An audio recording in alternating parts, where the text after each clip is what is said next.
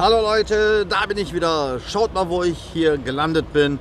Ich bin in Würzburg. Hinter mir könnt ihr eine schöne Aussicht hier vom Würzburg sehen. Ich fahre jetzt natürlich gleich weiter. Würzburg Hauptbahnhof, Zopp. Und was ich da alles zu sehen bekommen werde, hoffentlich, sehen wir gemeinsam nach dem Intro, wenn ihr dran bleibt. Bis gleich.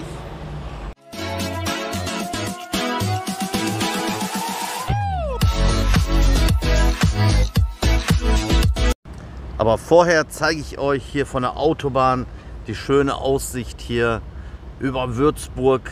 Schaut mal, da hinten irgendwo wird wohl der Bahnhof und der Zopp sein. Und da fahre ich gleich erstmal mit dem Auto und dann mit dem Zug und so weiter. Der Rastplatz hier auf A3 Würzburg müsste euch bekannt vorkommen. Hier bin ich auch oft mit dem Reisebus. Der Böskamp, der ist auch gerade da. Ist noch früh am Morgen und es geht gleich weiter. Ich habe einen Parkplatz gefunden, gar nicht mal so weit von unseren Goldgrube, muss ich schon sagen. Jetzt werdet ihr sagen, warum Goldgrube? Schaut euch das mal an, Leute. So ein Zopp mit so vielen Bussen und direkt dahinter der Bahnhof. Das hat sich wirklich jetzt schon, wo ich diesen Anblick hier sehe, schon gelohnt, dass ich mir die Mühe gemacht habe, noch einen Abstecher nach hierhin zum Zopp zu machen. Hier ist wirklich alles vertreten, was ich so sehen kann. MAN, Iveco, Setra, Mercedes natürlich. Ich gehe mal die einzelnen Busse gleich mal durch. Ich weiß gar nicht, wo ich anfangen soll.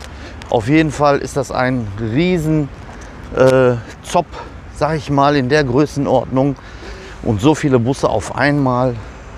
Und hier sind auch die ganzen Haltestellen, wo die dann einzeln herkommen und dann abgefahren wird. Ich suche natürlich so ein paar Exemplare, was wir noch nicht uns angeschaut haben. Das ist ja immer interessant, dass man verschiedene Busse, verschiedene Ausstattungen und so hat, damit es nicht eintönig wird. Ne? Ich schaue mal und wenn ich was entdecke, dann zeige ich euch das natürlich. Und wir gehen natürlich später auch noch mal in den Bahnhof rein. Da fährt gerade hier so einer. Ich dachte, das ist ein Capacity. Nein, Line City, aber effizient. Und der hier vorne normaler. Ja, ich halte mal Ausschau für euch. Aber schaut mal, dieser Anblick, traumhaft, Leute, oder? Wirklich eines der schönsten Bahnhöfe, direkt mitten in der Stadt. Die Stadt ist direkt hier hinten. Die Stadt allgemein, Würzburg, ist schon sehr interessant. Man sieht ja immer nur auf der A3, wenn man da lang fährt, Rastplatz, Würzburg und so. Aber abseits davon, ein bisschen tiefer gelegen, dann die Stadt so in der Form. Habe ich sie selber auch noch nicht gesehen. Ich habe auch immer nur Würzburg oben von der Rastplatzanlage aus gesehen. So, jetzt schauen wir mal, was hier so alles ist. Also hier vorne, links, da sind wohl nur tatsächlich Linienbusse, Straßenbahn, Parkplatz. Die dürfen hier wohl parken, also Pause machen und so. Und auf der Seite sind auch tatsächlich dann Bussteige nach Esterfeld, Kürnach und so was alles, die ganzen Städte, wie die alle heißen. Die stehen dann hier und warten dann ihre Zeit wohl ab. Die Kollegen, die machen, glaube ich, hier auch noch Pause. Aber der richtige Einstieg für die Fahrgäste ist dann doch tatsächlich, was ich ganz am Anfang euch gezeigt hatte, da vorne. So, das ist ein Iveco Crossway, wo man oben eben halt wie ein LKW sage ich schon, wie so ein HD oben sitzt und vorne ist ein bisschen tiefer, wie die Citaros LE, wenn ihr immer so schön sagt, wo ich mich ja immer früher vertan habe. Aber dazwischen, da sehe ich etwas Schönes, Grünes. Was ist das? Ein Setra Überlandbus. Ja. Ja, hier kommen wir richtig schön auf unsere Kosten, so wie es ausschaut, Leute. Mal schauen, was hier noch so alles ist. Ob mich auch noch irgendjemand entdeckt oder mich wegjagt oder so. Ja, bei dem Grün, da habe ich was Neues entdeckt eigentlich. Was ich in der Form nicht gesehen habe. Guck mal oben, da wo MAN steht. Oben ist extra, glaube ich, nochmal so eine Kamera angebracht. Und auf der anderen Seite auch. Der fährt aber auch, glaube ich, gleich weg. Da können wir das besser sehen. Oder ich laufe mal so ein bisschen. Das ist immer blöd, wenn die Fahrer da drin sitzen. Dann ist es immer blöd aufzunehmen. Moment. So, jetzt haben wir auch noch die Sonne davor, ist blöd. Was ich sagen wollte, ist da über den Spiegel, da könnt ihr sehen, und in der Mitte, da wo das Gelenk ist, da sind so Kameras. Ich denke mal, die sind dafür da, für die Hilfsassistenten, für den toten Winkel. Aber da sind Leute, wie gesagt, ist immer blöd, die gucken schon so verdächtig. Ich laufe mal weiter, was hinter diesem blauen Bus noch ist.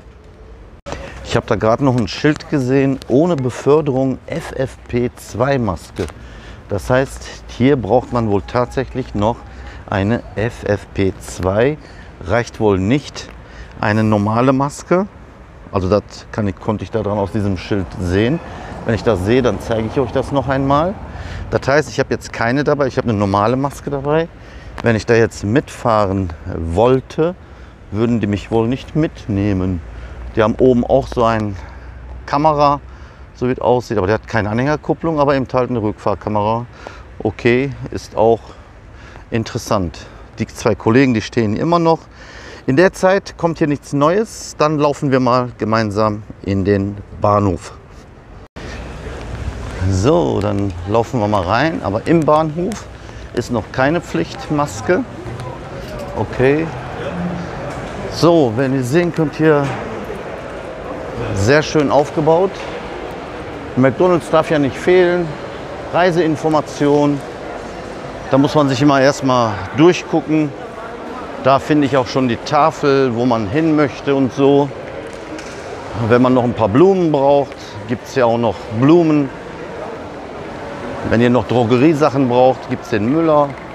Aber wir brauchen ja ein ICE oder andere Exemplare und laufen jetzt mal wieder Schnelldurchlauf durch den Bahnhof.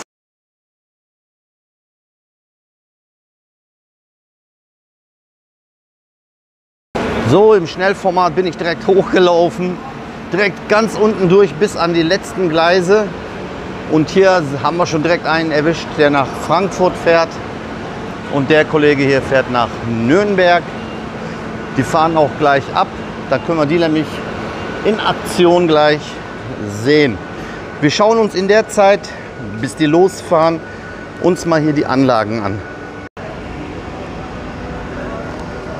Auf der rechten Seite für den einen Kollegen, das sage ich jetzt hier immer, wenn ich so Güterzüge sehe, der steht da, der fährt nicht. Ja, da ist wohl Abstellplatz für Güterzüge, die nicht fahren oder so. Wie ihr sehen könnt, ich bin bis auf die 11 hier rüber gelaufen auf die andere Seite. Ich muss nachher wieder da, wo der Dom da hinten ist, hier gleich wieder rüberlaufen. Aber hier habe ich eine schöne Sicht. Hier steht gerade so ein IC, ist kein ICE, denke ich mal. Und da hinten stehen auch noch welche. Leute, ihr müsst mal bei sowas zum Beispiel googeln. Wenn ich Zeit haben sollte, dann google ich und schreibe ich das mal in die Infobox, was für ein Baujahr dieses Bahnhof hier hat, wann es gebaut wurde und so. Ist natürlich mit Arbeit verbunden, aber wenn ihr was habt, könnt ihr natürlich auch schreiben. Da brauche ich nur noch abkopieren und dann schreibe ich das in die Box rein. So, ich bin jetzt hier am Ende angekommen. Ich will hier warten, bis die Züge gleich hier an mir vorbeifahren. Aber in der Zeit kommt da hinten noch ein Kollege, aber nicht direkt bei uns. Guck mal, da ist so ein Stellwerk. Ne, man hat wohl automatisch jetzt umgestellt, dass der auf die rechte Seite fährt. Aber hier ist alles noch elektrisch. Ja, der kommt jetzt da an. Main Spessart Express. Die haben ja alle eine Bedeutung, alle einen Namen. Die Tage war ich ja in Schwandorf, Amberg und so. Die haben zum Beispiel gar keine elektrischen Sachen gehabt. Die sind tatsächlich mit einem Diesellok und so gefahren. Und da hinten kommt auch noch ein schöner IC, ein ICE. Ich glaube, zweite Generation, der ist nicht ganz flach. Aber das hier ist schon ein ganz flacher. Der hat die Maschinen, die Turbinen schon angestartet, angemacht. Der setzt gleich zum Abflug. Den nehmen wir natürlich mit. Wenn die Tante da nicht stehen würde, das wäre natürlich optimal. Aber nein, die Tante, die muss da genau vor dem ICE stehen. So, ich habe die Tante mal so ein bisschen auf die andere Seite gezeigt, damit sie nicht im Bild ist. Und die war genau vor dem ICE. Ne? Das ist auch ein schöner Bild. Schaut mal, schönes Bild. Ich mache mal direkt ein Foto. Wollte ich gerade machen, aber der fährt auch schon direkt los. Den nehmen wir mal mit. Ihr könnt ja mal spaßeshalber zählen, wie viele Waggons der hat. Also die 1, die bedeutet nicht für 1, sondern das ist auch nicht Steuerklasse 1. Ja, Klasse 1. Oh, Restaurant. Und dann kommt 2, aber 3 kommt nicht.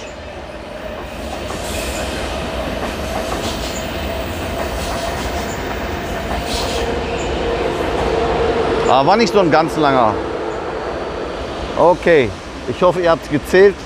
Könnt ihr mir in die Kommentare schreiben. Aber hier, der sieht doch gewaltig aus, Leute. Schaut mal. Das ist bestimmt die 4er-Generation. Denke ich mal. Der schaut richtig gut aus. Ja. Aber von dem mache ich jetzt ein Foto, bevor der weg ist. So, der fährt jetzt auch schon wieder weiter. Dann nehmen wir den auch mit. Dann fahren die anderen 2 roten auch gleich. Und dann können wir weiterziehen.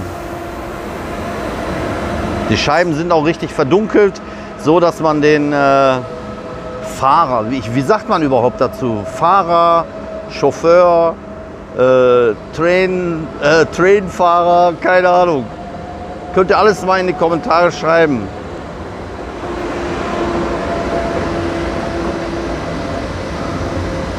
Die 2 Kollegen, die lassen sich da noch Zeit. In der Zeit ist schon ein anderer IC gekommen hier, auch 4. Generation. Mittenwald. Ich glaube, jeder hat auch noch so seinen eigenen Namen, wie die heißen. Ja. Der ist aber schon ziemlich länger. Ja, ich kann das von da hinten schon absehen, dass der richtig lang ist. Ich weiß gar nicht, wo der hinfährt. Kann ich von hier aus nicht sehen.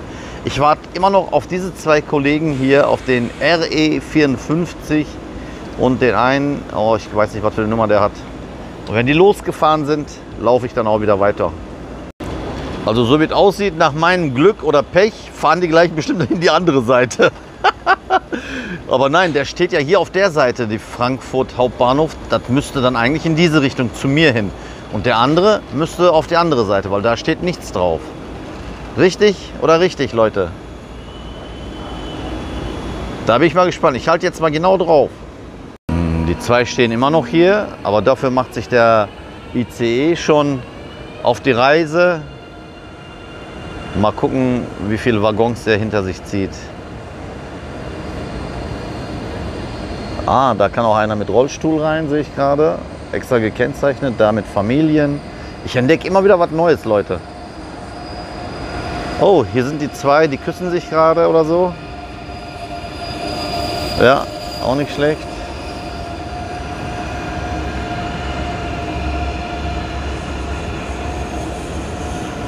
Bordbistro, okay. Bei dem anderen war Bordrestaurant und das war nur so ein Bistro. Ja. Leverkusen, okay. Und weg ist er. Und die 2 Kumpels hier, die stehen immer noch. Ah, vielleicht fahren die jetzt weg. Gleis 8 steht RE10 nach Nürnberg Hauptbahnhof. Ja. Überführt, Abfahrt 10:41 Uhr. Ja, Heide. Oh, für den Kollegen mit dem Güterzug. Du hast Glück. Hier kommen jede Menge. Oh, was ist das denn hier, Leute? Schaut mal. Der sieht ja mal ganz brutal aus. Das sind, glaube ich, welche, die hier so Güterzüge ziehen, ne? Oh, der ist aber ein bisschen leer. Da ist nichts drauf. Ja, da hinten sind noch welche drauf. Okay. Aber die 2, die nerven mich jetzt aber so wirklich, du. Ich stehe schon seit 15 Minuten fast hier. Die stehen immer noch. Jetzt weiß ich auch, warum die immer Verzögerungen und sowas alles haben. Verspätungen haben. Woanders werden sie gebraucht und hier stehen sie rum. Ja, toll. Heide, wird mal Zeit, Leute. Gib mal Gas. Endlich setzt er sich mal in Bewegung. Wie ich vermutet hatte, hier mit den RE54, wenn es auf der Kopfseite steht, dann fährt er wohl in diese Richtung. Und auf den habe ich jetzt so lange gewartet. Und auf den anderen Kollegen, da laufe ich jetzt mal hin. Der wird sehr wahrscheinlich in die andere Richtung fahren. Dann bin ich aber schon in der Nähe vom Ausgang. Und vielleicht haben wir Glück, dann fährt er auch gerade vielleicht los. Aber der macht immer noch keine Anstalten, loszufahren. 41 sollte der losfahren. Jetzt haben wir gleich schon fast 45. Hier auf der Stirnseite steht auch RE10 nach Nürnberg, aber kein Schaffner drin. Also hat das damit wohl nichts zu tun, wenn da oben was steht. Oder das ist der Typ, der da gerade ankommt, der den gleich in Bewegung setzen wird. Ja, habe ich mir schon fast gedacht. Der war bestimmt noch auf Toilette oder so. Jetzt setzt er sich bestimmt gleich vorne da rein.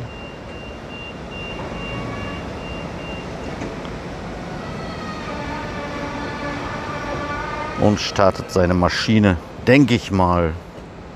Einfach so. Ne, der hat noch einen rausgeschmissen oder so.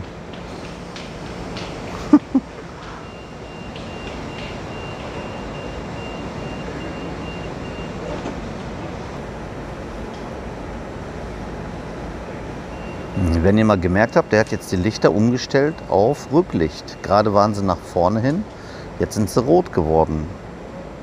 Täusche ich mich oder ist das so? Seht ihr, was ich meine? Ich meine, die waren gerade hell und jetzt sind die wie rote Punkte. Das heißt, er wird nicht in diese Seite lang fahren, also hierhin, sondern, wie ich vermutet hatte, auf die andere Seite. Vielleicht kann man sich danach immer richten. Aber wir haben jetzt schon 50 und der steht immer noch hier. 41 hätte er längst abfahren müssen. Das ist mir nämlich gerade mal aufgefallen mit diesen Lichtern.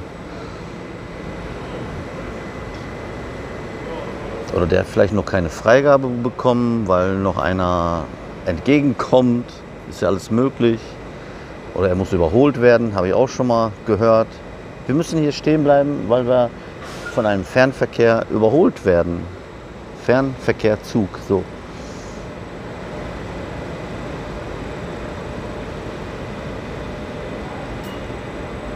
Oh, wir kriegen Besuch. Hey, Täubchen.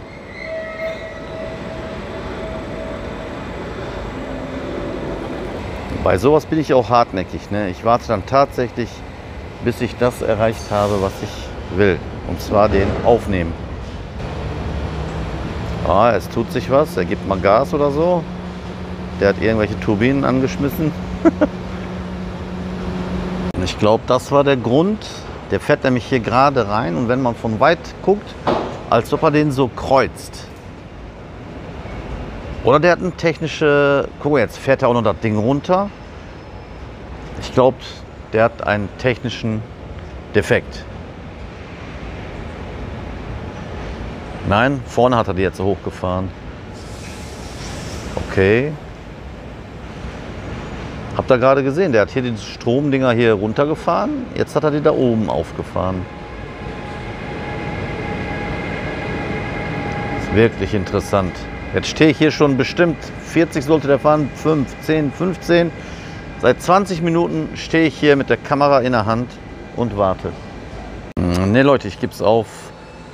Der hat einen technischen Defekt, haben die zwar nicht durchgesagt, aber irgendwas stimmt hier nicht. Weil wenn ich da oben gucke nach Nürnberg, er fährt ja nach, jetzt hat er oben die Schilderung weggemacht, aber 11:41 Uhr. Das heißt, ein Zug fällt wohl aus. Gerade stand 10:41 Uhr und jetzt 11:41 Uhr. Das heißt, hier sind gar keine Menschen drin. Ja, die steigen so langsam alle wieder aus. Ja, der hat wohl eine Durchsage gemacht, irgendwie, dass er hier stehen bleibt oder so. Ja, bis 11:41 Uhr. Und wir haben jetzt erst 11. Aber vorhin war 10:41 Uhr. Okay, dann habe ich umsonst gewartet. Jetzt laufen wir weiter auf die andere Seite. Wieder zum Busbahnhof. Leute, ich habe gerade noch mal Fahrgäste gefragt, die ausgestiegen sind. Die haben eine Durchsage gemacht, technische Störung, deswegen diese Verzögerung. Und die anderen Leute, die sind noch drin. Ja, habe ich doch die Vermutung richtig gehabt. Von diesen jungen Damen habe ich die Infos gerade gehabt. Ganz am Anfang habe ich das vergessen, euch zu sagen. Natürlich gibt es hier auch einen Fahrstuhl, ja, womit man oben auf die Gleise kommt. So Leute, ich bin wieder raus und sehe gerade so ein Elektro-Solaris hier lang fahren. Ah, hier tut sich jetzt einiges. Nehmen wir die auch noch mit. Ich bin ein WLAN-Bus, okay. Der Crossway hier, da gibt es sogar noch WLAN. Ich habe hier aber das Schild hier gesehen mit dieser FFP2-Maske. Schaut mal gucken, vielleicht kann ich das noch sehen hier. Der Kollege sitzt noch drin. Ne, hier steht nur Mund und Maskenpflicht steht da nur. Aber bei dem anderen Kollegen, da stand was anderes. So, hier haben wir noch so ein, boah, was ist das? Kupferfarbe, Orangefarbe. Keine Ahnung, was das für eine Farbe ist. Ja. Ne, ein wirklich schöner, als ob das so ein internationaler Busbahnhof ist, aber eben halt für normale Linienverkehr. Ich weiß gar nicht, ob die hier noch einen internationalen haben. Habe jetzt aber auch keine Zeit, den noch zu suchen, weil ich muss weiter. Ich fahre anschließend gleich noch nach Koblenz. Ich kann aber hier noch mal so eine Parade hier, wenn die gleich hier alle wegfahren, euch mitnehmen, zeigen. Und dann haben wir Würzburg auch hinter uns. Der Kollege, der fährt jetzt auch weg. Der sieht ein bisschen vergammelt aus oben, die Farbe ist ab.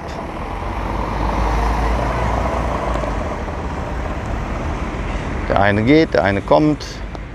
Wie ihr sehen könnt, ist alles vertreten. Ältere Busse, neue Busse, Elektrobusse, normale Busse, Effizientbusse. Alles in breitem Umfang. Sogar kleine Dolmuschs haben die hier auch. Ja. Hier kommt noch eine Kollegin, die kann aber hier nicht halten oder so. Mal gucken. Ne, die lässt da die Leute raus, damit sie hier zu ihrem Pausenplatz kommen kann. Oh, hier kommen jetzt jede Menge Busse noch lang. Okay. Und natürlich gibt es hier auch sowas. Ich glaube, das sind Trams. Oder? Ich habe immer noch keine Info von euch, was das hier sind. Nennen die sich jetzt auch Straßenbahn oder Trams oder so. Ja, und die können hier auch mitfahren. Theoretisch könnte ich hiermit auch mitfahren mit meinem 9-Euro-Ticket. Aber bin ich ja gestern schon gefahren. Ja, die sind so klein und so. Ich denke mal, obwohl da steht Straßenbahn GmbH Würzburg. Ja, mit schöner Werbung. Gut. Aber ich habe euch gerade noch gesagt, wo halten wohl die internationalen Busse. Da kommt mir hier schon ein Flixbus. Das heißt, der hat wohl hier irgendwo auch noch seine Station. Mal gucken, wo er hinfährt. Ja. Ah. Ich gehe mal auch noch mal dahin, um euch das auch noch mal zu zeigen, weil das interessiert mich jetzt auch, wenn ich mal mit dem Reisebus bin, ob die speziell da ausgeschildert sind, internationale Busse oder so, oder ob der jetzt nur zufällig dahin gefahren ist. Jetzt hat der Kollege auch noch irgendwelche Probleme. Der kommt da nicht rein. Warum kommt er da nicht rein? Ah, ne, der wollte Leute aussteigen. Ja, stimmt. Hier, Fernbusstation. Siehst du, deswegen war doch schon gut, dass ich mal hier rüber gelaufen bin. Ein BlaBlaCar kommt hier hin. Formatic Bread kommt. Fernbusstation Würzburg Hauptbahnhof. Ja, Long-Distanz-Bus. Genau, Fernzüge, Fernbusse. Die kommen wohl hier hin. Und hier sehe ich gerade, ein kleines Lichtlein ist kaputt, aber ist nicht so schlimm, so eine Begrenzungsleuchte. Ja, wunderbar. Also von hier kommt man auf jeden Fall immer irgendwie weg, egal ob mit Taxi, Taxistand ist hinten, egal ob mit dieser Straßenbahn oder eben halt mit den Bussen. Ja. Und wenn man Durst hat, kann man sich hier auch noch was... Quatsch. Das sieht doch mal auch gut aus, oder? Hier kann ich auch die Verabschiedung machen. So Leute, ich mache direkt die Verabschiedung hinter diesem schönen Brunnen mit dem Geräusch hier von dem Wasser. Ich hoffe, das kommt gut rüber. Schön, dass ihr wieder dabei wart. Mir macht es immer noch Spaß, die ganzen Städte, Bahnhöfe, Züge und Busse euch zu zeigen, weil so bilde ich mich ja selber auch. Und sonst wäre ich auch nie auf die Idee gekommen, mal hier nach Würzburg zu kommen, wenn ihr kein Interesse daran gehabt hättet, um mir das alles auch anzuschauen. Also ist es ein Win-Win-System. Win-Win mache ich jetzt auch, und zwar in der Form, ich sage, Abonnenten, die noch nicht abonniert haben, bitte das Abonnieren nicht vergessen, das Liken nicht vergessen, Kommentare nicht vergessen, wenn irgendwelche Sachen sind, die ihr mal loswerden wollt. Und ansonsten wünsche ich euch alles Gute, diesmal aus Würzburg. Euer Mehmet Oğuz. Ciao Leute.